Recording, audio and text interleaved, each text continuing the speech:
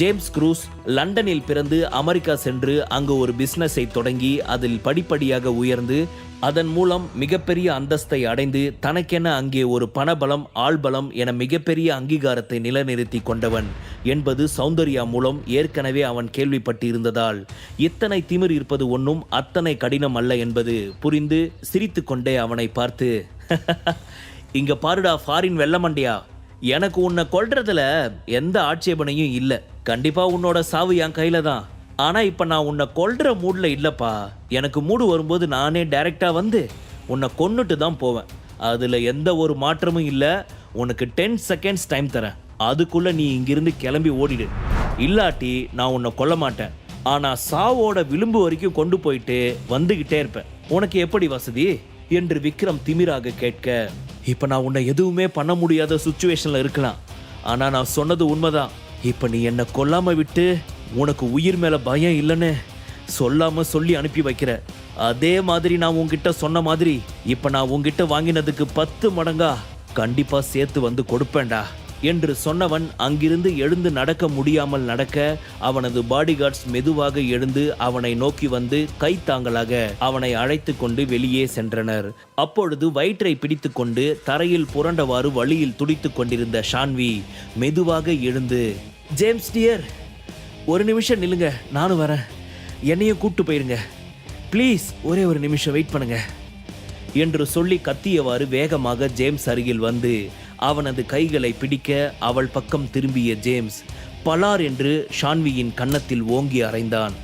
C, first என் மேல இருந்து நீ கையை எடு. உன்னாலதான் இவ்வளவு பிரச்சனையும். அவன் எனக்கு சாவு பயத்தை காட்டிட்டான். இது வரைக்கும் யாருமே என்னை இந்த சுச்சுவேஷனுக்கு கொண்டு போயிட்டு வந்ததே இல்லை. ஆனா உன்னால நான் இன்னைக்கு இந்த ஒரு சுச்சுவேஷனுக்கு வந்துட்டேன். ஒழுங்கு மரியாதையா என் பக்கத்தில் இருந்து தள்ளிப்போ என்று சொல்லி மறுபடியும் அவளது வயிற்றில் அவன் ஓங்கி குத்தி தள்ளிவிட கீழே விழுந்த ஷான்வி அழுது கொண்டு கண்ணீரை துடைத்தவாறு எழுந்து, டியர், என்னாச்சு உங்களுக்கு? எதுக்காக நீங்க இப்படியெல்லாம் பேசுறீங்க? உங்களோட சேர்ந்து அவன் என்னையும் தானே அடிச்சான். அப்புறம் எதுக்காக இப்படி பேசுறீங்க? அவன் உங்களை அடிக்கிறப்ப கூட எனக்கு இருந்த வழி எதையுமே நான் கண்டுக்காம உங்களுக்காக வந்து பேசி உங்களுக்காக நானும் அடி வாங்கினல்ல. அப்ப கூட உங்களுக்கு என்னை பார்த்து பாவமா தெரியலையா? இப்ப எதுக்காக என்ன ஒதுக்குறீங்க என்று அவள் கேட்க, இங்க பாரு, இனிமே இந்த டியர் அது இதுன்னு கொஞ்சிக்கிட்டு என் பக்கத்துல வர வேணாம். நீ ரொம்ப கேவலமான ஆக்டர். அவன் சொன்ன மாதிரி உனக்கு எல்லா பக்கமும் ரவுண்டு கட்டி நடிக்க தெரியுது. மரியாதையா இங்கிருந்து போயிடு, இல்ல நான் உன்னை கொன்றுவேன் என்று அவன் மிரட்டினான். காரணமே தெரியவில்லை எதற்காக ஷான்வியை அவன் இப்படியெல்லாம் மிரட்டுகிறான் என்று. ஒருவேளை விக்ரம் மீது இருக்கும் கோபமாக கூட இருக்கலாம். விக்ரமை ஒன்றும் செய்ய முடியாததால் அந்த கோபத்தை இவளின் மீது காட்ட ஆரம்பித்தான். அவள் முடியை பிடித்து இழுத்து பலார் பலார் என அவளது கன்னத்தில் அறைந்தவன் அதன் பின் அவளை மீண்டும் கீழே தள்ளிவிட, ஐயோ, இவனை நம்பி வேற நேத்து அந்த நந்தகுமார் கிட்ட அது இதுன்னு தேவையில்லாம வாய் பேசிட்டோம். இன்னைக்கு விக்ரம் கிட்டையும் இவ்வளவு அடி வாங்கிட்டோம். ஆனா இப்போ இவன் என்னடானா என்னை கழட்டி விட்டுட்டு ஓட பார்க்கறான். இப்படியே போச்சுன்னா என்னுடைய கேரியர்ல நான் எப்படி டாப்ல இருக்கிறது? இவங்களோட சப்போர்ட்ல தான் நான் மேலே வந்துகிட்டு இருந்தேன். பட் இவங்க என்னை விட்டுட்டு போக போறாங்க. போச்சு, இது ரொம்ப தப்பான வழி. இதை நான் இப்படியே விடக்கூடாது என்று நினைத்தவள் மீண்டும் மீண்டும் ஓடி சென்று ஜேம்ஸ் க்ரூஸை சமாதானப்படுத்த முயற்சித்தாள். ஆனால் அவனோ விக்ரம் அடித்த அடியின் வலி தாங்க முடியாமல் அந்த கோபத்தை எல்லாம் இவள் மீது காட்டினான். ஜேம்ஸ் க்ரூஸின் கைகளை பிடித்திருந்த ஷான்வியை அவனது பாடிகார்ட்ஸ் பிடித்து கீழே தள்ளிவிட்டு சுற்றி 4 பேர் நின்று அவளை மிதித்து அடித்து நொறுக்கினர். இதையெல்லாம் ஒரு ஓரத்தில் நின்றவாறு பார்த்து கொண்டிருந்த விக்ரமிற்கு அவள் மீது சிறிது கூட இரக்கமே வரவில்லை. அவளுடைய குணத்திற்கும் தன்னுடைய மனைவி சுரபியை பற்றி அவள் இழிவாக பேசியதற்கும் அவளுக்கு இப்படி ஒரு நிலைமை தேவைதான் என்றுதான் அவனுக்கும் தோன்றியது. தன்மேல் இருந்த தூசிகள் அனைத்தையும் துடைத்தவாறு கண்களில் வடிந்த கண்ணீரை கொண்டு விக்ரம் பக்கம் திரும்பிய ஷான்வி அவனிடம் கோவமாக, ஹே விக்ரம், இது எல்லாத்துக்குமே காரணம் நீதான். ஜேம்ஸ் க்ரூஸ் எப்படிப்பட்ட ஒரு ஆள் தெரியுமா? அவர் என்கிட்ட எந்த அளவுக்கு பாசமா இருப்பாருன்னு தெரியுமா? ஆனா இன்னைக்கு உன்னால என்னையே வேணாம்னு எட்டி மிதிச்சிட்டு போற அளவுக்கு நீ ஆக்கிட்டல. கண்டிப்பா இது எல்லாத்துக்குமே நீ அனுபவிப்ப என்று சொன்னவள் அங்கிருந்து எழுந்து தட்டு தடுமாறியவாறு தாங்கி தாங்கி நடந்து கொண்டே அங்கிருந்து சென்றாள். அதன் பின் சிறிது நேரம் அங்கேயே அமர்ந்து இப்போது இங்கு நடந்த பிரச்சனையையும் லத்தீன் குடும்பத்தை பற்றியும் சிறிது நேரம் யோசித்த விக்ரம் அங்கிருந்து கிளம்பி லிஃப்ட் வழியாக சுரபி இருக்கும் சேர்மன் ரூமிற்கு சென்றான். அங்கே சுரபி தன் கையில் இருந்த கலர் கலரான ஃபைல்களுடன் சண்டை போட்டு கொண்டிருந்தாள். அங்க நான் ஆளுங்களோட சண்டை போட்டுட்டு வந்தா இங்க என் பேபி உள்ள உக்காந்து ஃபைலோட சண்டை போடுது. ஆக மொத்தம் நாங்க 2 பேருமே ஏதாவது ஒரு வகையில சண்டை போட்டுட்டு தான் இருக்கோம். அப்போ நாங்க 2 பேரும் மேட் ஃபார் ஈச் அதர் தானே என்று தனக்குத்தானே சிறு குழந்தை போல சொல்லி சிரித்தவன் அவளை நோக்கி சென்றான். அப்பொழுது சிரித்தவாறு விக்ரம் உள்ளே நுழைவதை பார்த்தவள் முகத்தை கோபமாக மாற்றிக்கொண்டு, என்ன சார், உங்க ஃப்ரெண்ட்ஸ் எல்லாரையும் மீட் பண்ணியாச்சா?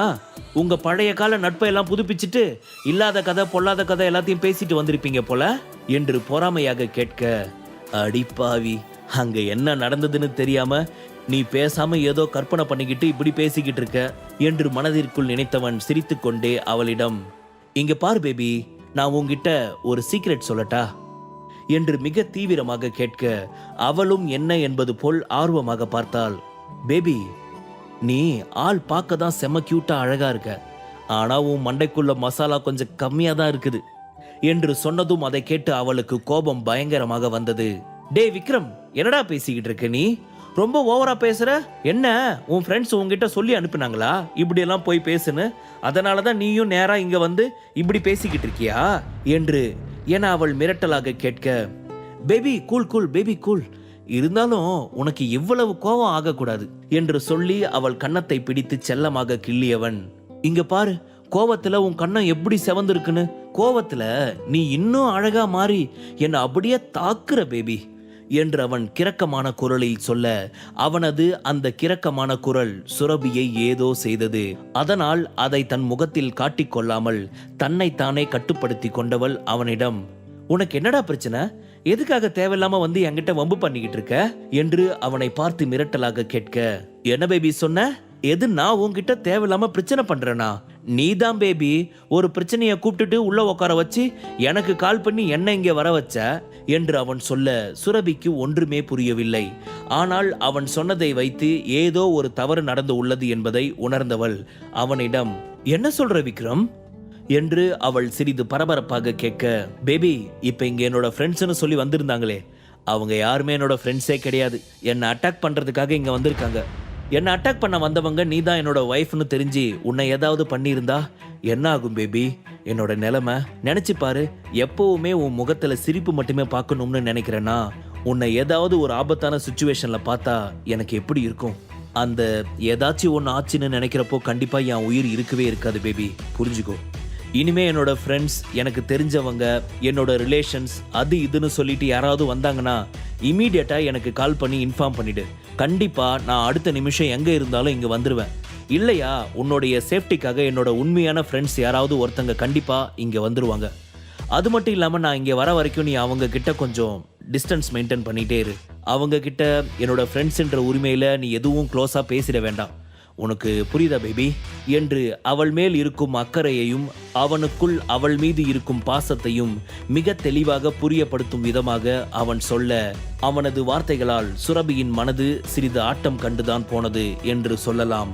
அதன் பின் அவன் மீது இருக்கும் செல்ல கோபத்தையும் மறந்து போனவள் அவனிடம் மென்மையான குரலில், ஓகே விக்ரம் என்று சொன்னவள் புன்னகை நிறைந்த முகத்துடன் அவனை கண்ணிமையாது பார்த்தாள். விக்ரமின் கண்களில் அவள் மீதான காதல் தேங்கிக் கொண்டிருப்பதை அவளால் உணர முடிந்தது. இருவரது பார்வையும் ஒரே நேர்கோட்டில் ஒன்றோடு ஒன்றாக அலைமோதி கொண்டிருந்தது. சில நொடிகள் அவர்களுக்குள் அமைதி நிலவியது. அந்த அமைதியை கலைக்கும் விதமாக தானே அவனிடம் பேச ஆரம்பித்தாள். விக்ரம், நான் உனக்கு ஒரு குட் நியூஸ் சொல்லட்டுமா? முழு கதையையும் கேட்டு மகிழ பாக்கெட் FM ஆப்பை டவுன்லோட் செய்யுங்கள். லிங்க் டிஸ்கிரிப்ஷனில் கொடுக்கப்பட்டுள்ளது.